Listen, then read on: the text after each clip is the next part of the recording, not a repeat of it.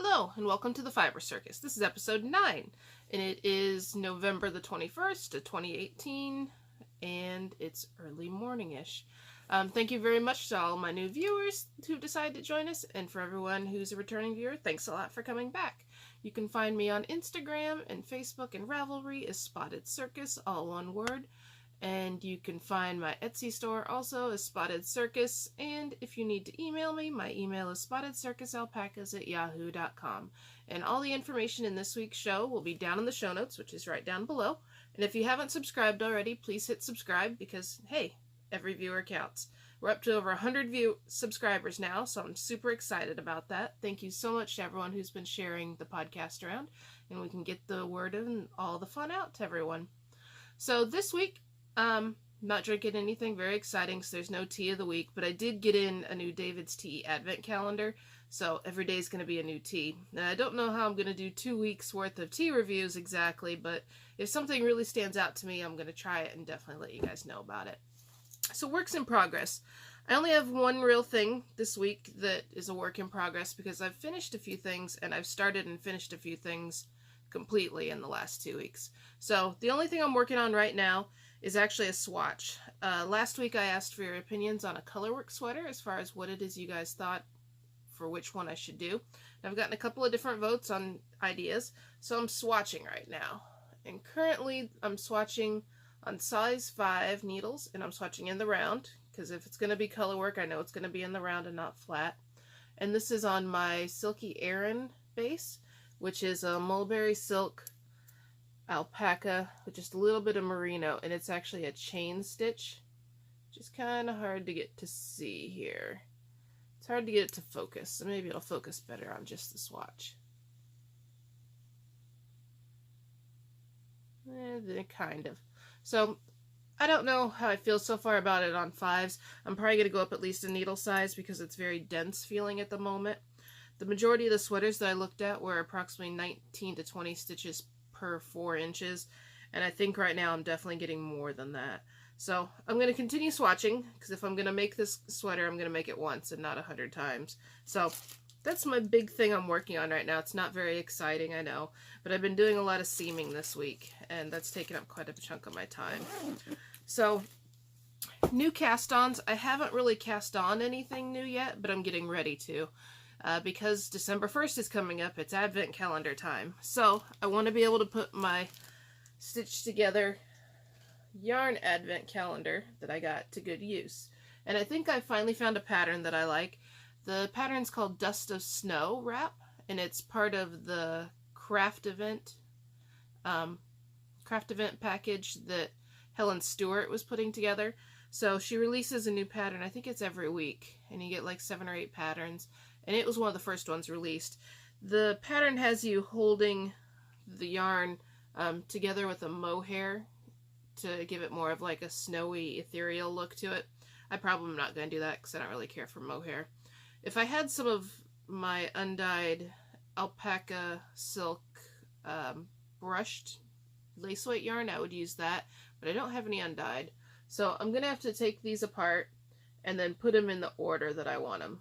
And then I'll probably, I don't know if I'm going to wind them up into tiny little balls or if I'm going to try to wind it up into one big ball.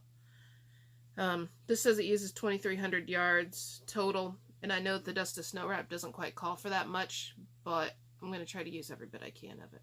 So that's going to be coming up in my cast-ons probably in the next 2 weeks. So finished objects. I have a bunch of finished objects actually. I finished my shift cowl by Andrea Mowerey. And I seamed it up last night. So you can see there's the seam in the back. And it's very long. It's, I think, a 24 or 26 inch long cowl. But it just kind of goes on kind of like this at an angle. With the yarn that she was using, the spin cycle yarns, the color gradations weren't quite as dramatic. I turned it into more of a colorwork cowl. I like it. I mean, it's soft. It's going to be warm.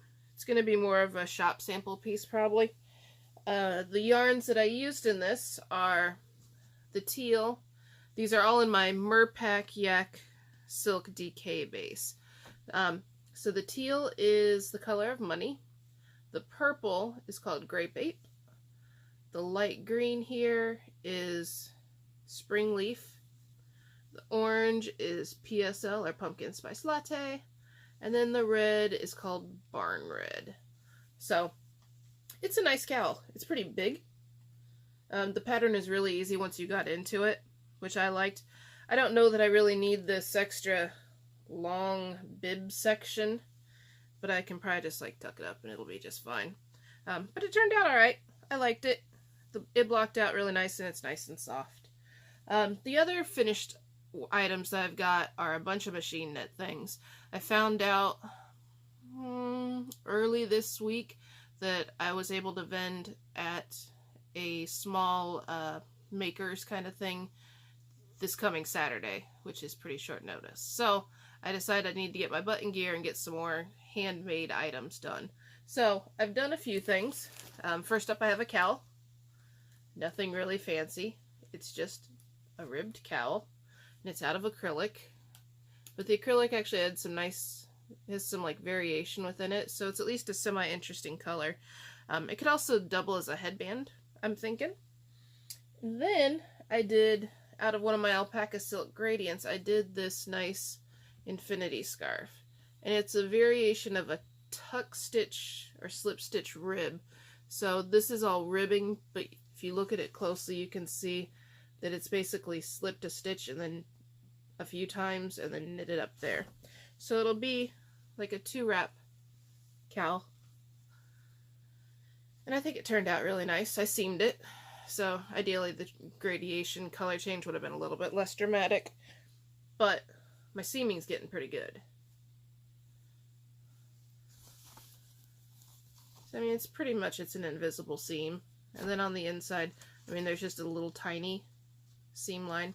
So me and my seaming skills are getting very friendly.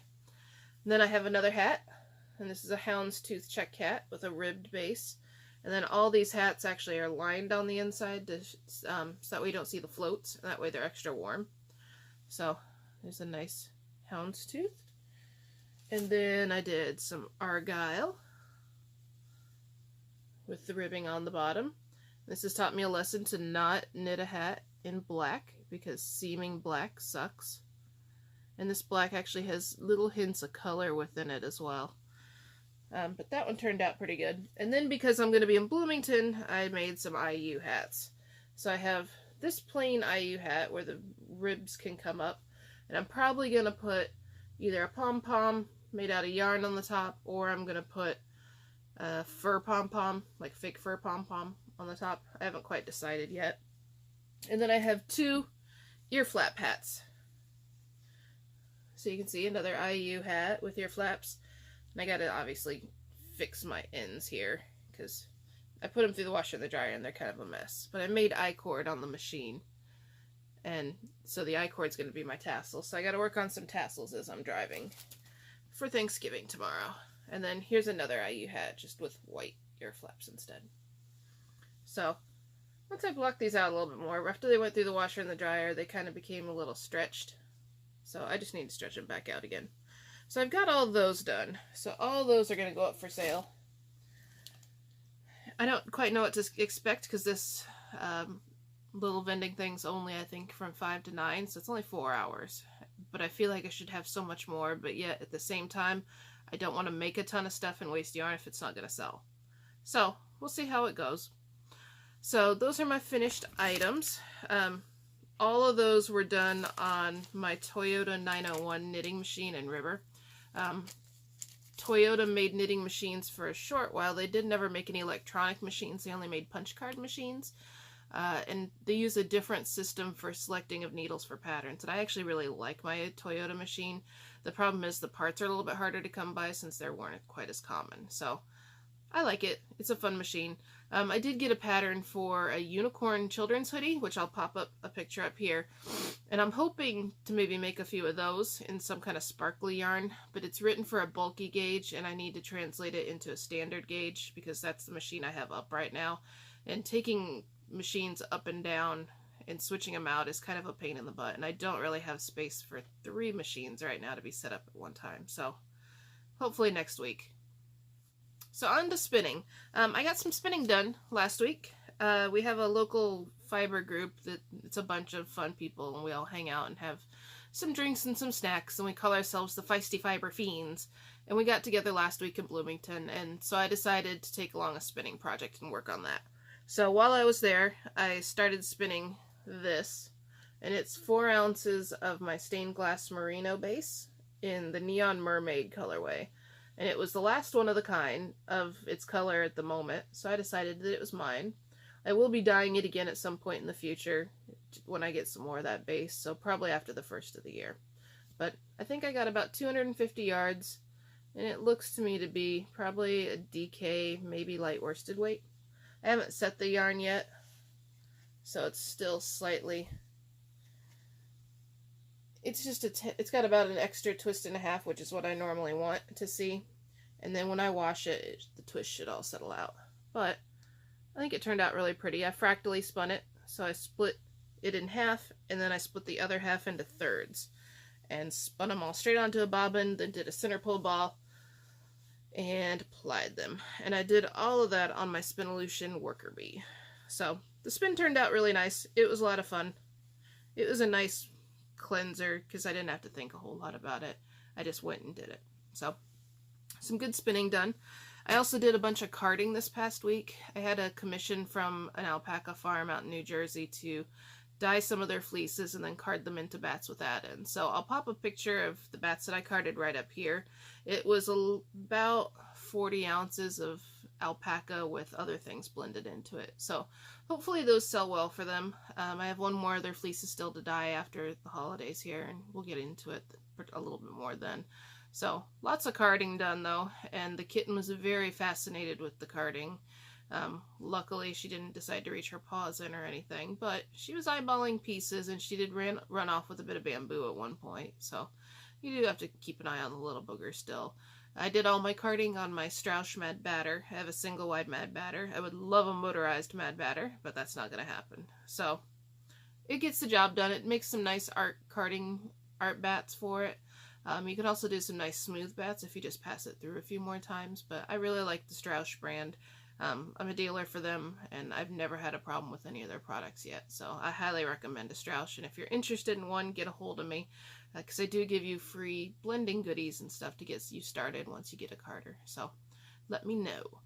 Acquisitions, I didn't buy anything this week. Good job, Elizabeth.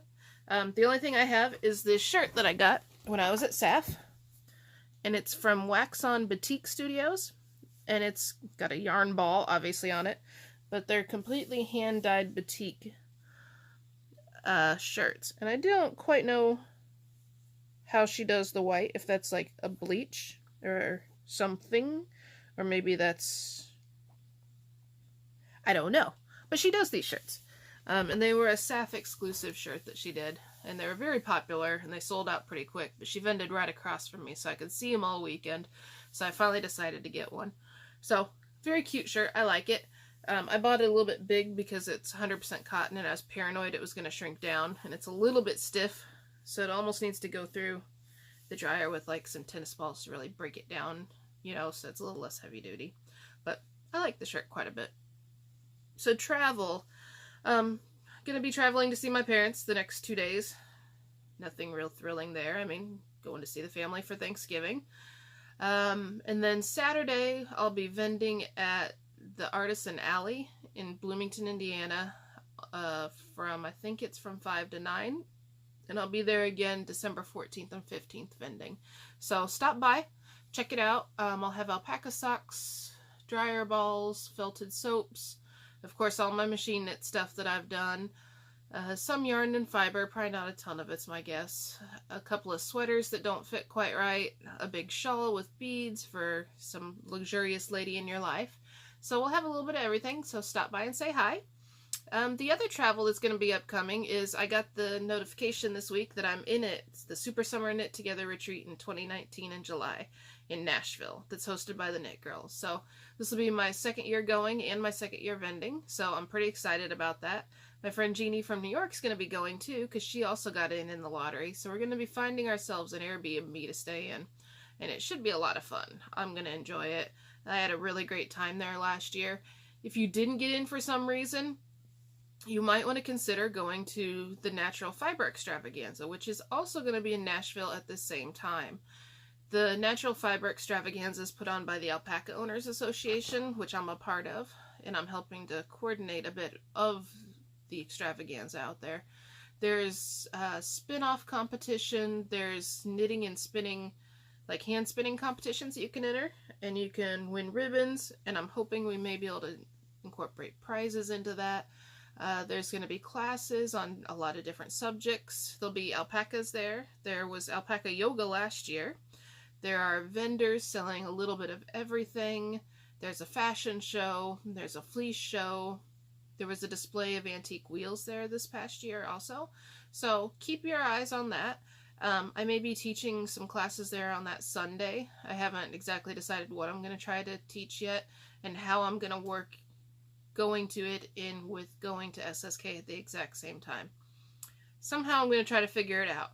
But if you don't get into SSK, and if you go to the Natural Fiber Extravaganza, you can still come to the SSK Marketplace on Saturday in the afternoon. So, you know, it's a way to combine the best of both worlds, like fiber all the time, and getting to see the knit girls and all of the fun there. So, just a thing to consider if you don't get in.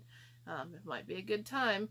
So for more information on that, go to alpacainfo.com, and you should be able to see a tab that says something about the Natural Fiber Extravaganza on there somewhere. If not, it'll be upcoming pretty soon. They're putting a call out right now for teachers for the classes, so if you like to teach and you think you have something that people might like to learn, consider applying. Never hurts. So that's about it for travel, and this is a kind of short episode this week because I'm getting ready to pack up to leave for tomorrow and also trying to coordinate what it is I need to do when I come back to go to this fair on Saturday. So we'll go out to the sideshow, and the sideshow is just going to kind of be a conglomeration of things from the last week. We've put a coat on Ted, the sheep. He was not as appreciative of the coat as what I was. The coat doesn't hurt him at all. It's just rustly when he moves, and as a result, Bruce the Pygora goat decided he was a brand new person, and so they need to fight. And Bruce weighs 140, 150, and Ted's up over 240 to 250. So it's not like Bruce was ever going to win, but he sure doesn't ever give up. And what I really like, I don't like to watch them fight, but I think it's really cute when his little tail starts waggling back and forth before he jumps up in the air to headbutt. It's just kind of cute. The little Kriya's still running around like a monster. She has days where she doesn't want a bottle, and then she has days where she does want a bottle, and I really wish she had some kind of sign that would show me when she wants a bottle, because it's a pain to stand out there when she's just screwing around and doesn't want any of it. So she's still running around like a goofball. And then we also had a neighborhood cat visit, and we don't have outside cats. Well, we aren't supposed to have outside cats unless little evil Mothra gets loose. So this cat decided to visit, and the alpacas were very worried that this cat was out there because, you know, cats might eat you. And it's kind of funny to see how the llamas stay in between the alpacas and the cat. And our guard dog wanted to kill the cat, and hopefully the cat stays away because the dog will kill the cat. He protects, and he protects pretty religiously with his animals. And I'm hoping that in my videos I was trying to get an alpaca alarm call, and they kind of make this strange like ee screaming noise, which if you've never heard it, it's kind of goofy. And the funny thing is I think the one that was doing the alarm calling is our girl that's deaf. So I don't know why she was alarm calling, because she wasn't even looking at the cat when she was doing it. So Haley's a special sunflower in our lives. So just kind of an overview of the alpacas, some of the weird noises that they make. They're pretty grumbly when they eat. And some of the boys are kind of complainers. You know, they don't like each other to look at their own food. You know, oh, you're looking at my food, I'm going to squeal at you, and then maybe you'll stop. It's never worked yet, so give it up, boys. So that's about it for this week. Yeah, so everything should be down below in the show notes. Please hit subscribe. Thank you so much for tuning in, and I'll plan on seeing you guys in 2 more weeks. Thanks a lot. Bye.